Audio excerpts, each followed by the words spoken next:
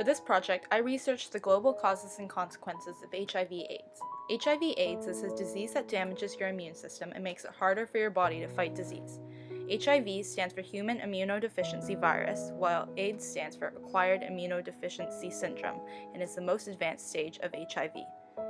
The HIV epidemic started in 1981, and eventually it was considered a global problem. Today, the average life expectancy after diagnosis is 11 years. There are roughly 37 million people in the world who are living with AIDS, although 95% of these people live in developing countries and 2/3 of them are from sub-Saharan Africa. AIDS is spread through the contact of bodily fluids, so in areas that are in poverty and are poorly sanitized with low accessibility to healthcare have higher rates of AIDS. In many African countries, gender inequality is a large problem which affects the spread of HIV. It is common for people to have more than one sexual partner, and there can be high rates of sexual violence which increase the prevalence rate of the disease. Although the AIDS epidemic is highly concentrated in sub-Saharan Africa, it is still a problem in the Western world and Europe. Many medical advancements have been made since the 1980s, but late diagnosis is still a problem. Despite the homosexual stereotype, AIDS disproportionately affects young women.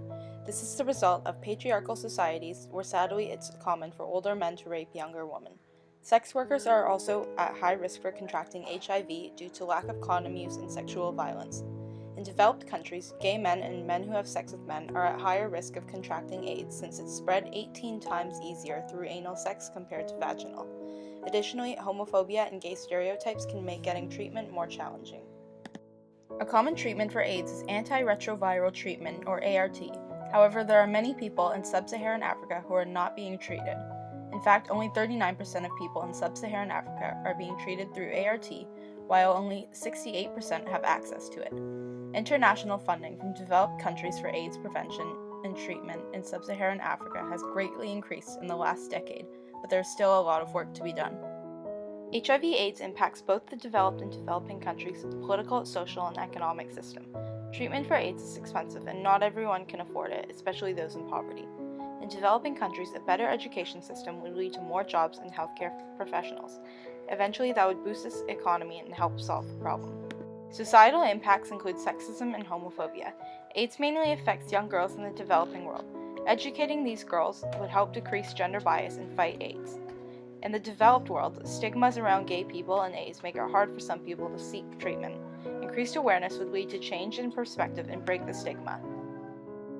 In some countries, it is illegal to transmit HIV both through intercourse and childbirth. Increased treatment and education would change these laws.